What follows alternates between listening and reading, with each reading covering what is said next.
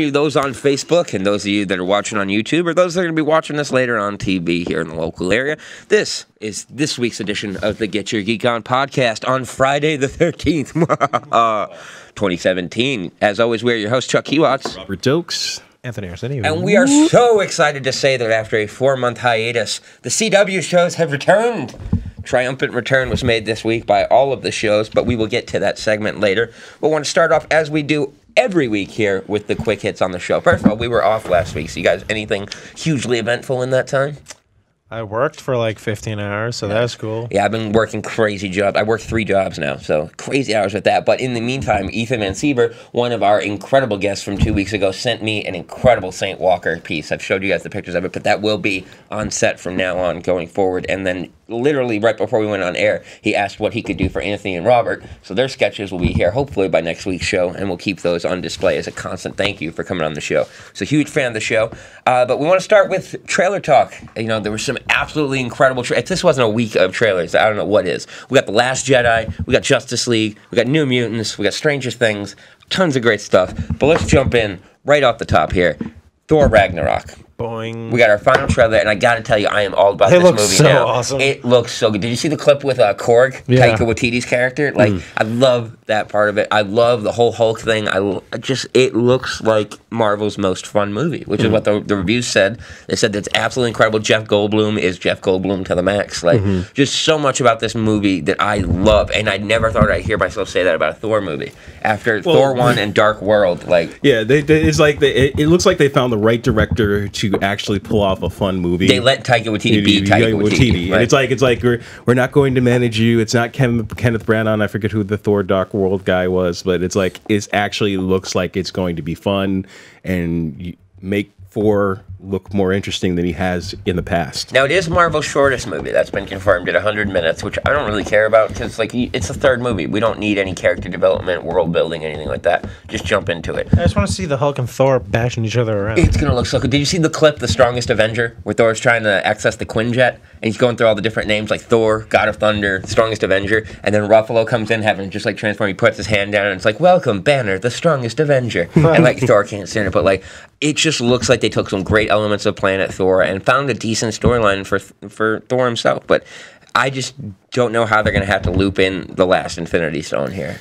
Oh, well, there's thoughts that like Hela is they're not going to do death. Yeah, like, they're going to have which I totally buy Thanos chasing her instead of the concept of death. It makes sense because I highly doubt they'd cast someone of her stature for a one-off role. Exactly. No. So, what about the bigger news here that the IMDb reportedly leaked that Silk is going to be in Infinity War? Have you guys heard about this? Yes, I have. Yes. So actually, she was played by somebody in Homecoming. Like, there was a girl who played Cynthia. They never gave her last name in the credits and started Cindy. But she was confirmed for Infinity War Parts 1 and 2, and apparently IMDb made the mistake and then retracted it. That's when you know that the cream's good, when they retract it immediately. Because, so that went up. So what are your thoughts on Silk possibly? That's weird because her story doesn't even like accommodate that. She's supposed to. She grew up in a bunker for basically her entire life. Absolutely. So I don't know what they're going to do with that. I mean, and it's too new of a character, I think, honestly, to be dropping like in the the movie. They might go with the Spider-Gwen. She's organic, isn't she? She's got organic webs. They come out of her fingertips. Yeah, because she makes her suit out of her webbing. But the Thor Ragnarok trailer, we're obviously going to be doing a full review of it when it comes out. What is the thing you're most excited to see in this movie? Is there any connective tissue that you want for the other movies? Or are you happy with this being a standalone? Cosmic Marvel.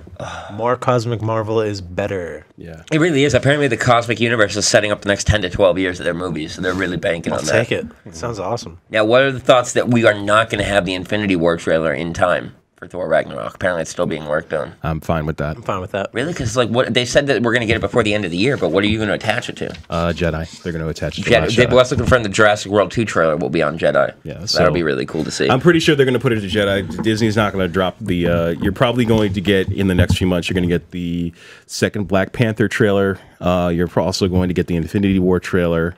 And that's all probably going to be attached now, to the one thing I wasn't able to bring in, so those of you that are tuning into the show for this, we will do it for next week's episode. I got my hands on a pack of Szechuan sauce from Rick and Morty, so we will be doing a taste test live on air. McDonald's really screwed the pooch. No, they're bringing it back. I know they're bringing it back. And they're bringing it back, like, long term. No, but the idea is, you know why that happened, right? Like, they only... Because of the riots. Like, literally, there were places where there was a line out the door. Well, I had people that got in line at 8 a.m. for me. Yeah, and then... what happened is they only had like 20 packets per store. Per store. Bigger thing was they had said stores that were going to have it on the online site that didn't. Like we went to Saugus at first because they were like Saugus is going to have it. Then it turned out only 2 stores in all of the state had it. We had Boston and Holyoke.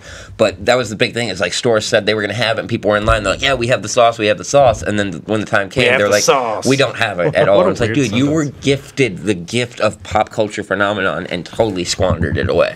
Yeah, and so they're making it up to. They're going to bring it back as making it up to people as the fact that they dropped the ball on this, and so they are going to make sure that people. It's crazy the price that people were paying for it. Dude. Like I got. Did you see what they're online? Oh, dude, I got offered $200 cash before I even walked out of the store. There was a dude. Like, It's not even like an right Adult Swim or Rick and Morty promotion at all. It's all Nope. just like McDonald's cashing in on it. Absolutely.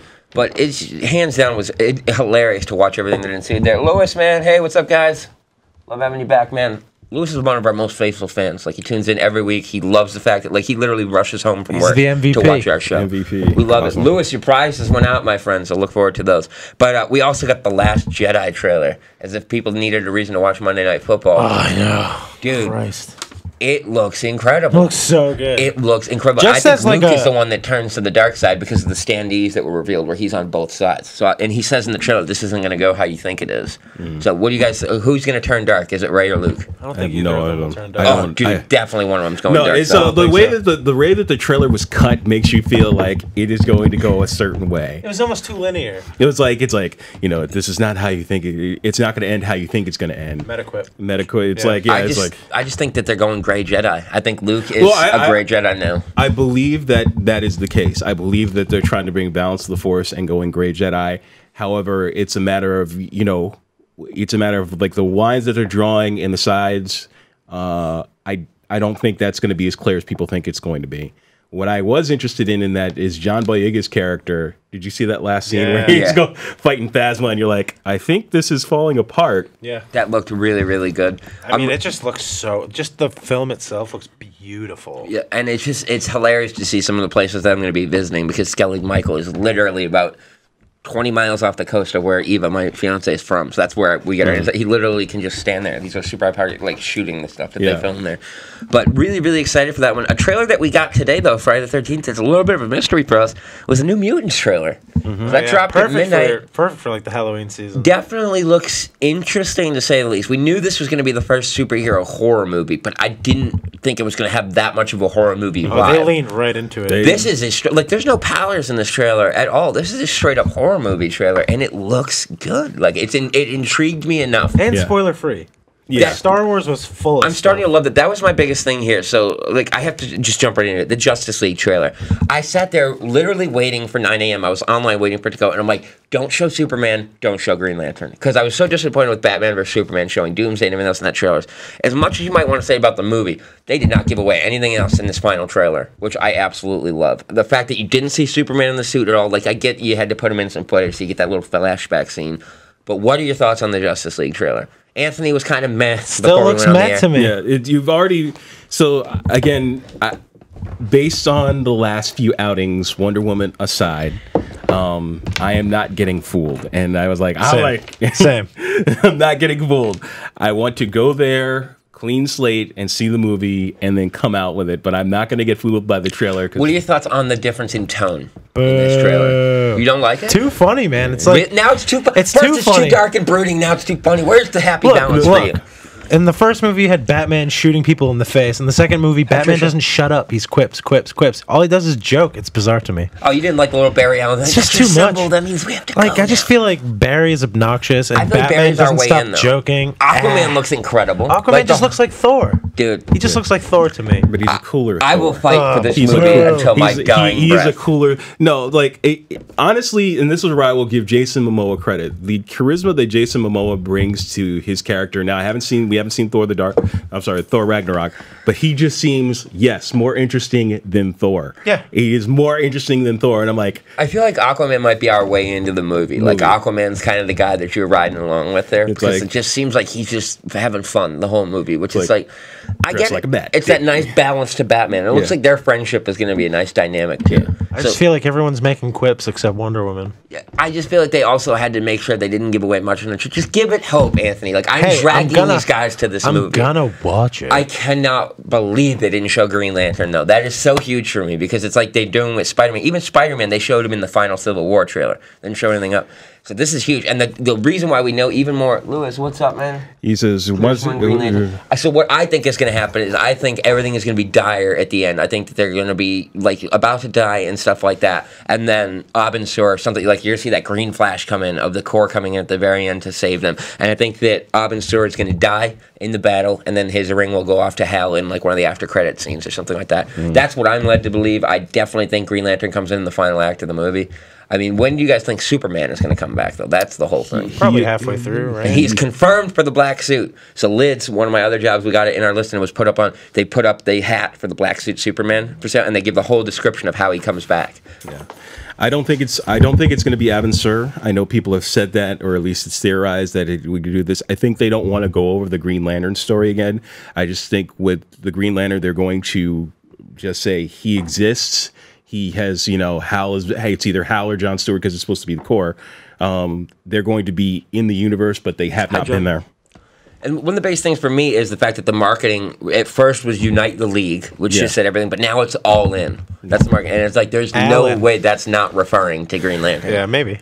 Maybe. And then also, Shazam starts filming next week, so that'll be interesting to see that. They cast a Shazam? They're not telling us, so they have obviously cast him if they're rolling in. Not Ezra. We got Finn Wolfhard as the kid version of him, the kid from Stranger Things. Yeah, he's Billy Batson. That's 100%? That's 100%. They just, Whoa, that's awesome. So that'll be really cool. I'd buy that. He kind of looks like him. He does, and the fact that he's going to be the crippled version of Billy Batson, too, will be even more fun. But I'm waiting to see who... There's rumors that it's John Cena, but I don't know. Just make it be The Rock, please. It was Rock's Black Adam. No, The Rock's Black Adam. If it's yeah, but I hope it's the old switcheroo.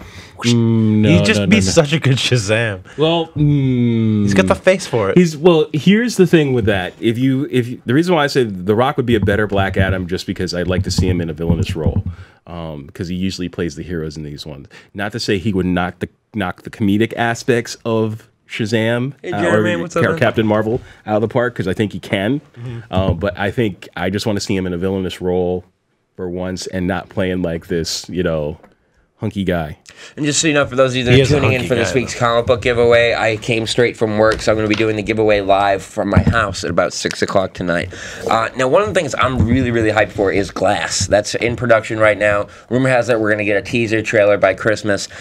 Sarah Paulson was cast in an unknown role, but we're interested to see what they're going to do with that one. But in a little bit of casting news I got right before I came in, so the rumor mill is working around that someone has signed on to be the Reverse Flash, and it's none of our previous leads. Apparently, it might be Mark Pellegrino from Supernatural and tons of other TV shows as Eobard Thawne. So wait, okay. No. He's Lucifer on Supernatural. No. No? No. I have no hope for it for the simple fact that we can't get a director, we can't get anything to stay and stuff like that. The fact that it's going to be Flashpoint will be cool, but who knows where we're really going to go from there. Right off the bat. It's the only Flash story that exists, apparently. Yeah, really, you couldn't do Trial of the Flash or anything at all. I just still think not casting Ezra Miller as Wally West was the biggest misstep in all of DC Comics, because then you literally had the built-in backdoor to bring the whole TV universe in a Flash of Two Worlds movie. Just blows my friggin' mind, but we'll never get past that. But speaking of the TV Flash show, our favorite segment every week, which we have not been able to do in months, is Sweekly, where we take a look at all the CW shows every week and let you know our thoughts, our news. Back, baby. And I gotta tell you, I was really excited. So we started off Monday night with Supergirl. It was kind of a meh premiere for me. It was like a whole lot of her just being stuck up on Mon-El. But the storyline, not a whole lot of world building for the season so much on that one, but I really liked it. But moving over to The Flash. Premiere of The Flash, what were you guys' thoughts before we jump heavy into detail? I didn't think it was that fun. Yeah, it's the lowest rated episode so far of the show. I was a little disappointed. I like the way they brought him back. I like the sense of fun. I like the little foreshadowing we got of the Tornado Twins and the trial of the Flash, with him being like, "Oh, I didn't kill them, Your Honor," and this and that. I love that whole section. I love the new suit. Have you guys seen the preview for next week? Where he's fat and everything else. It just looks like they're doing a lot with it. Killer Frost. I'd like them to explain a little more how she's able to control the transformation like that, or snap back and forth like that now. Dr. Jekyll, Mr. Hyde. I mean, it was really... what an awesome opening scene though with Yeah, Vibe and Vibe Wally and Kid Flash being part of the team now, and Vibe being like Vibe, like seeing him not just be like a sideline member anymore was really, really cool for me. I think the glimpse of the Thinker was huge. Instead of making us wait, halfway through the season to show the big villain. I think that was one of the sticking points for me, that I felt they did the reveal a little too soon. Are you guys Doctor Who fans at all? Yeah, huge. He looked like Davos from Doctor He Who. definitely did. Definitely. I was was just like, wondering. I'm thinking. I'm like, spoilers for those who haven't seen it. But yeah, I mean, we'll see what we're doing with that. My biggest thing was Legends. I thought had a really strong So season fun. premiere. What a fun episode. It feels like that's like the counterbalance to the other CW shows. Yeah. It's like Supergirl and Legends are like the fun, like go get them ones, and then I feel like Flash and Arrow Legends are is the just booming. so like silly and bananas. It It's shouldn't just fun. work when you took the scraps from all the other shows and then threw them together into this. Like it shouldn't work. Yeah. It's like chitlins. Like, But they know what they are. Like the show knows what it is. It knows it's just goofy camp time travel stories. And I love that's that they exactly get to what they're drop doing. these weird Easter eggs and visit heroes at different periods and stuff. But sadly, we did get the news that Victor Garber is leaving as Professor Martin Stein. He got a full-time Broadway gig. Too bad. He's great. We knew that someone was going to die in the crossover, and it's rumored that he's the one that gets killed off. The bigger question here, though, is going forward, how do they continue to have Firestorm? Because you blew through Ronnie Raymond. Yeah. So it's like They can get Jason. they can get Jason, or they can get the chick that he's with in Blackest Night. That's true. The bigger thing I was thinking here, though, is that they have a permanent merge, and they just have Stein's voice in his head. That makes the most sense to me in like the way of the show, what they would do it, and the fact that they're dropping like they do their bonding sessions once a week and stuff like that. So I think that they do some sort of permanent bond, and that's the way they write them out. Because I highly doubt they're going to try to find. It was a big deal for them to find Jax, to find another person that had the match and stuff like that. So I highly doubt they're going to undo all of that. But like, oh yeah, look, this guy's got it too. Yeah. So I'm like, either that or maybe they go pull an alternate version of Ronnie. That'd be cool. So that'd be really cool for me. Rumor has it, though, that Wally West, a.k.a. Keenan Linesdale, will be making his way onto the Titans show. Really? Yes. So apparently they want to try to work a bigger role for him, and instead of having him on the show, they want to bring him over to Titans and call him the Flash. Like, actually have him be the Flash on Titans. What are your thoughts on that? I mean, I think that's a great way to anchor the show and give it some credibility, because you're going to have the people that love him from there, and you've got relatively unknown people that are going to be playing these characters. But I mean, I feel like that kind of makes it too much of a CW show. Well, I think that's the issue here. It's not on CW. It's not on CW, and that's. They'd have to get Roy too. That'd be awesome. Yeah, you have to find ways to. If you're going to do that, you need to anchor the show on the CW, which it's not. It's on the USA or TNT. It's going to be on TNT. I thought it was on their own network. Oh, they're going to do it on the DC streaming their show. Yeah, DC streaming service. CTU, wherever it is. Yeah, That's so, going to be the first thing that they do. But I also heard that the streaming service is also going to be a lot like Marvel Unlimited too, with like the tons of digital comics that come with the service. Yeah, it's going to have the digital comics, every DC animated show ever, every DC animated movie ever, and then all of the TV shows, even the 90s, Flash, Smallville, everything. Sounds awesome. It really does. That's one streaming service We've been waiting for like a pumped Marvel for. Unlimited DC equivalent for Well, I just 5 pre-ordered years. the DC 10th anniversary box set of all the animated movies. Oh my god, dude! It comes with all 30 movies for $99 in a dope, like huge collector's case and everything like that. Speaking of Smallville, Tom Welling's on Lucifer, this Lucifer, and he's season. good. Like, Really? I love Lucifer. If you're not watching that show, you're really, really missing out. I Like, heard he wants to come onto the Flash in some he capacity. does. Yeah. Like, That'd be I'm awesome. really excited to see him back on You TV. definitely want that's one guy that I just want to see because he had been the character for so long. and Yes. played him so well. I Well. think he's the best Clark Kent we've ever had. Yeah. Well, he's no Dean Cain. He's no Jesus Christ. Dean Cain is such a douche. Yeah, Like, but he looks I've met like him Clark at a Kent. couple different cons. Like, he's so full of himself. It's like, dude, you're the worst Superman. Like, What? you're lucky that we're He's the here. best Superman. No, he's not. He's not even close. Audience, I take George audience, Reeves what do you before I think? take What do you Dean think? Cain. Who is in your comments? Who do you think is the best Superman out of all of them? And it's not Henry Why Cavill. is I'll it block you Daddy from the Dean page. Cain? So, and I'm gonna throw something out here for you guys. Let's look at the history. We can go back to the 40s with the original Superman serial series. I even give you the DC animated universe. Who was the best voice Superboy. actor? Best Superboy. Best actor. Period. Voice actor. Whatever you want to put in the comments, let us know. My bigger thing is with the CW shows, I really, really think that they kind of take 3 or 4 episodes to find their footing. So people like worrying about rating and everything else like that.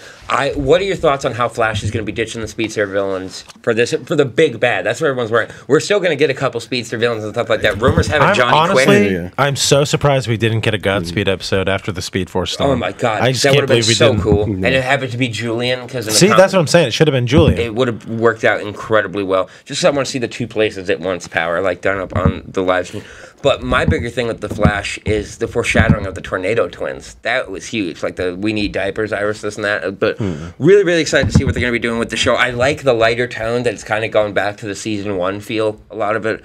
What are your thoughts on the speedster villains kind of being gone for the season? I think it's a good thing. I think it's a really good thing. I'm surprised. I would say after 2 seasons, I would have asked for the 3rd season to be a little different because he has other people in his rogues gallery. Mirror Master. Yeah, what about just the rogues, damn it? Now, thoughts on Elongated Man getting his powers after he gets Oh my god, he's coming back this season. Episode 4, yeah. That's awesome. Episode 4, he starts and he becomes a full-fledged member of Team Flash by episode 6. But apparently when we meet him, he doesn't have his powers yet. Yeah, so you're going to see him develop he basically invents them, right? Yeah. So it's going to be really, really cool to see what they do with that. And people online were like, oh, why'd they do Elongated Man instead of Plastic Man? It's like, because if you've ever read a Flash comic, you would know Elongated Man has way more to do with him. He comes from the Flash comics. Right, so that's his whole purpose. But I think that's really, really exciting to see a new powered member of Team Flash. Can't wait. And Violet Bean apparently has been cast on an ABC show, so we're not going to be seeing Jesse Quick popping back anytime soon. Maggie Sawyer is going to be leaving Supergirl after 4 episodes because she took a full-time role, which I thought was really lame because of the fact that they had put so much work into their relationship and them being married, and it was like this big deal that there's this open lesbian relationship on a mainstream show. So for them to instantly just write it off, it's like, ugh, kind of frustrating with that. I mean, what was your biggest take from the CW shows finally coming back? Well, I'm glad they're back. I didn't catch Arrow. Did you guys catch Arrow? I just caught that he gets revealed at the very end. The whole city now knows that he's the Arrow. Oh, who cares? Yeah. Also, we got from the crossover, which is currently filming, so our on-set people shot us pictures of Overgirl, the Nazi Supergirl, and apparently not only will Barry and Iris be getting married, Oliver and Felicity will be getting married. It's a double wedding. Oh. Yeah. Boo. Yeah. So we'll see how that one goes there. But I think of the 4 that premiered, I have to say Legends had the strongest premiere. Yeah. It just felt like a great show. I love that they're going to be bringing in some new characters this year. I love Katie Lotz, man. She has developed into one of my favorite characters in the CW shows as White Canary. Like, she's just such a strong leader, and it's nice to see, like, that female aspect. One trailer we didn't talk about that dropped, though, the official Runaways trailer dropped. Yes, it did. I am so excited for that. Not only the fact that the first Hulu Netflix series, but that's one of my favorite Marvel comics of all time, and it looks so faithful. People that screened the first episode of New York Comic Con said that it is the most faithful to comics Marvel adaptation ever. Whether it's movies, the Netflix shows, anything. Like, they stick straight. Dude, the Raptor, isn't it? Like, the Telekinetic Velociraptor. Like, they literally went everything. It looks ripped straight from the pages. We're going to be getting that. The whole series will drop on December 1st. So, not too long for that. Is that one you guys are going to be checking out? Yeah, I was a big fan of the Runaways when it originally came out.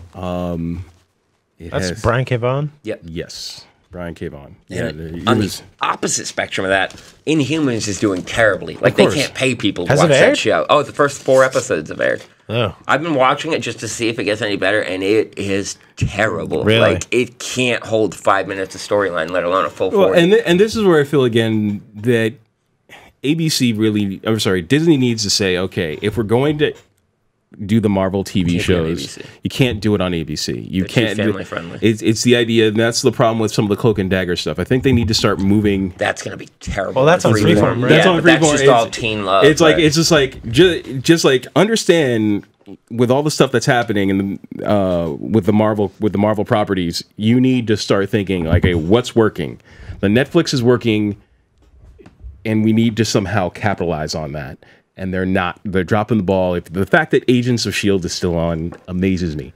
Now, speaking of the Netflix shows, rumor has it here that there's been a serious rewrite in Season 2 of Luke Cage, and that they're doing 12 episodes, but the first 6 will be Luke Cage's storyline. The back half is Heroes for Hire. Thank God. It's about time. Really excited for that. Jessica Jones means we don't need Iron trailer. Fist Season 2. Jessica Jones dropped their trailer at New York Comic Con, so apparently we'll be getting that in January. Other than that, looks like that's going to wrap things up for the CW portion of things. Moving on to the Netflix shows, Punisher was allegedly supposed to drop their full season at New York Comic Con. They were doing a surprise reveal. That's why none of their trailers had a release date or anything like that. And due to the Las Vegas shooting, that has been pulled. So what are your thoughts on this one? We don't have a release date now when it's going to come back. I understand why it was pulled and stuff like that, but I mean that's a lot of marketing and stuff like that. That is a lot of is a lot of marketing that went down, and it was just it was unfortunate after that happened. The bigger thing I think is that they were going to do a surprise release, like the fact that they which is ready cool. to go. Yeah. Like I like the idea. I would have loved that. Yeah, no, I'm just a little disappointed when I found that out because it was just really bad timing. They were ready to go, and then this tragedy happened, and the Punisher is about guns, and now, it's probably going to be December or something when they're going to push it back, maybe November. And then last one in the CW, no big surprise here, but Black Lightning has officially been confirmed to be part of the Arrowverse, which I love how they did that with Supergirl and Black Lightning. Like, nope, it's not part of the Arrowverse, never going to happen, it's its own show. Psych! Supergirl made it at least 10 episodes in before they're like, we're bringing the Flash. Black Lightning didn't even get to air before they're like, yeah, we're going. Arrow's going to be in episode 6. If you're going to go full superhero, and this even goes with the Teen Titans, you have to have it all on the same network. That's why I'm like, it's like you might. Well, having the same network's great, but being in the same universe, you allow more than anything people like Cisco and Felicity and stuff like that to pop in as like his go-to person. And the fact of the matter is, they've spent this time doing series regulars in terms of this. So, now, what do you thought the twist on this one though is that while he's part of the Arrowverse, he's on Earth 38 like Supergirl is because it takes place in Metropolis. So. Yeah, but she's in National City. Huh? Yeah, but he's on Supergirl's. Supergirls are, so that would be the first place that they need to cross over. So Superman and Supergirl exist in his world. And so that's the first place you need to cross over. Which I like that. I like the fact that she has somebody in her Earth, that she can call on. So, I mean, I just think it makes so much sense. Like, any of these shows that you're going to make, tie them all in. You've got the writers, you've got the characters, and if anything, you just dig yourself out of story holes because you can be like, oh, we can have these guys cross over. And it makes sense. Yeah. None of the CW crossovers ever feel forced. No. It never feels like they're, just putting it, like, look at it. Like, no, they feel like that there's well done writing. Yeah. I love them. But I mean, what are your thoughts on Black Lightning officially being part of it? Does it make you want to watch it that much more? It kind of does. It does kind of make me want to watch it, but at the same time, I've always been concerned about the storyline and where they're going. And well, the thing is, with if they develop his kids' powers, it could be like a Kid Flash type thing, where they could use the kids to bring in. And that's fine, but it's like, okay, so again, who's your big bad? It's a gang. One of the ladies, Jill C. Scott, the singer actress, has been confirmed for Lady Eve. Which that's a big casting. That is a big casting, and I'm sitting here like, okay, where do you go? Is she the big bad? What are you doing? And so I just kind of want a little more of a roadmap where they plan on going with the series. Absolutely. And saying like, here, more casting news. Because it at least gives me an idea of where the story's going. Totally. Now, one of the bigger things for me is a Netflix announcement this week that Michael B. Jordan's superhero series Raising Dion was announced that it was picked up by Netflix. Now, the premise for this actually sounds really cool. It's a single mom raising a kid, Michael B. Jordan, that starts to develop magical abilities, and she has to protect him and keep him secret while he wants to help the world. But, I mean, it just sounds like a really cool premise. I'm really interested in seeing that. But more than anything, our screener for Bright comes in October 31st. So we will be doing a full special on that one. But what are your thoughts on Netflix now venturing into these really high-budget, almost full-scale studio movies? They deserve it. They've turned into a studio of their own. How are they making money, though? Well, that's the whole thing. They're raising their prices again. They're raising their prices again, but because I think it's honestly worth the money. Like, even if it was $16 a month, it's worth it. How are they making money? I cut my cable a week ago between Sling, Hulu Live, and Netflix, because now Hulu, you can watch the CW shows live. Yeah. Like, it's insane. But, I mean, what are your thoughts? Not only how are they making money, but do you think they're eventually going to be a contender with these big studios? Yeah, I think what it is this. One of the things that Netflix has been known to do, and especially with House of Cards, they don't have to go through this process of saying no. Like, Netflix is like... Family Guy made fun of that this week, where they're like, they just approved the show, and they're like, oh, so what's the show about again? Yeah. and Kevin Spacey has talked about it for years. The idea is when you realize how much money goes into making pilots and going through script teases and all these things to make movies, Hollywood is like wasting tons and tons of money. And we've talked about the producers and stuff getting in the way of some of our favorite movies that we've, how many producers got in the way of Batman v Superman, Suicide Squad, every producer got in the way of making that movie. And Netflix is like, you know what? We're just going to let people do what they need to do. Here's money, big budget. Here's what we're doing. Great. I mean, they don't really have a hard loss so far. No. Everything they've done has been almost completely a hit. Yeah, I mean, like, there's been, even the fact that when things have been meh, like what is Maple Grove or the Oh yeah, Hemlock Grove. Hemlock Grove has been a mess series. Yeah, but it's for someone. It's for someone, but they've brought it back and they've put the time and effort to make it happen. And going forward, some stuff like Bright, they've done movies with Brad Pitt. They have a Scorsese movie. They have a Scorsese. Whatever happened on Monday with Noomi Rapace and William Dafoe. Now, but just before we go, I'm not a big guy on fan-made trailers and stuff like that, but this dropped this week, and I put it up on the Nerd Herd page. I have to show you guys to get a reaction on this, because this is a movie that if it was made, I would actually go see it. And I'm not a horror movie guy. So for those of you that haven't seen this on the Nerd Herder page, this is the Justice League horror movie crossover, and it is absolutely incredible. What is it? Justice League. And the editing on this is just absolutely incredible. I saw another one where it was Batman versus Pennywise, too, and the editing was incredible. An enemy is coming from far away. This is about the future of the world. You know you can't win this. For those of you watching at home, it's Batman, Superman, and Wonder Woman against Michael Myers, Jason Voorhees, and Freddy Krueger.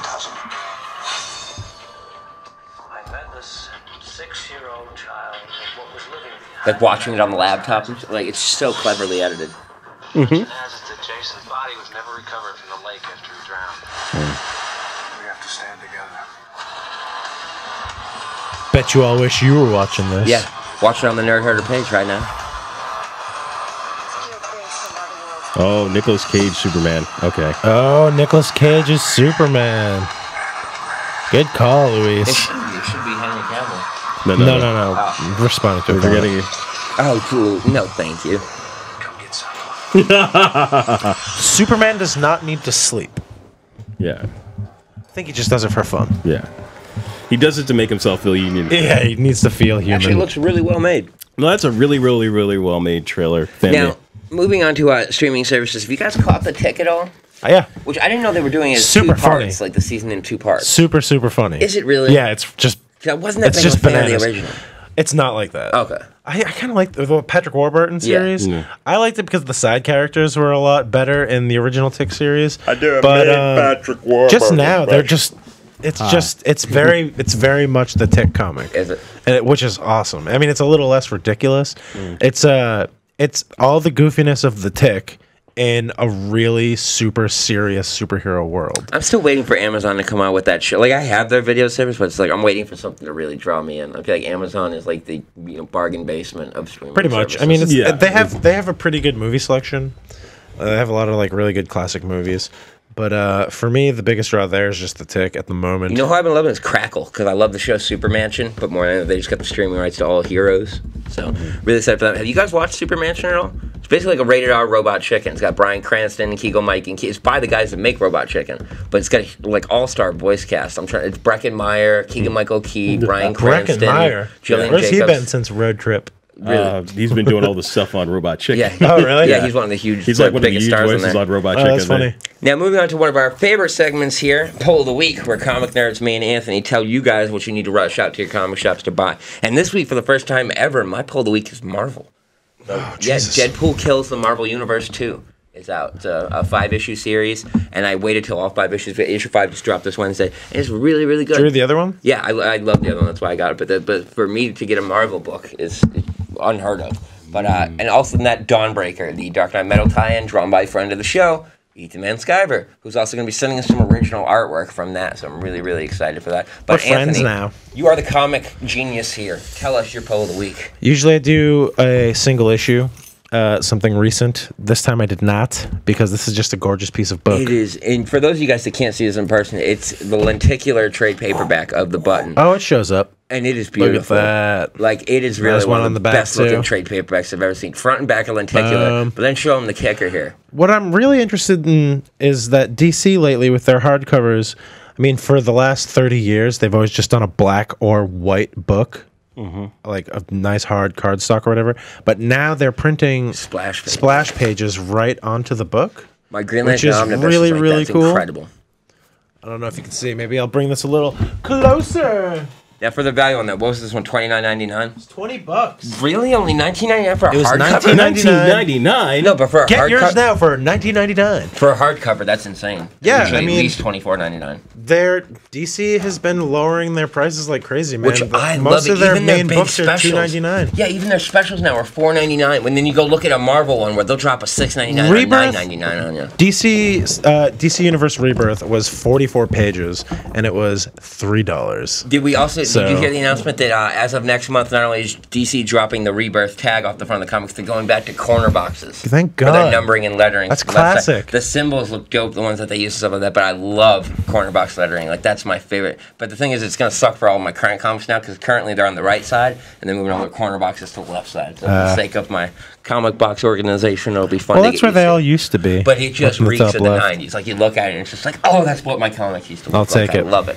So really excited for that. But any final words before we get out of here, guys? Stranger Things trailer. Stranger Things trailer. I'm not really that excited for this show. I'm Like, so pumped. Really? It's like this is closer than ever. This is like the fact is they dropped it at the Super Bowl. I forgot about it for 9 months.